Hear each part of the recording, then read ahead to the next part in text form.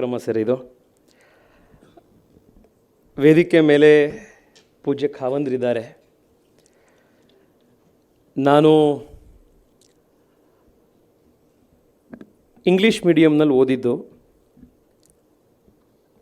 ನಮ್ಮ ತಂದೆ ಆದರೆ ಕನ್ನಡದಲ್ಲಿ PhD ಮಾಡಿರುವಂಥದ್ದು, ಕನ್ನಡ ಸಾಹಿತ್ಯದ ಬಗ್ಗೆ.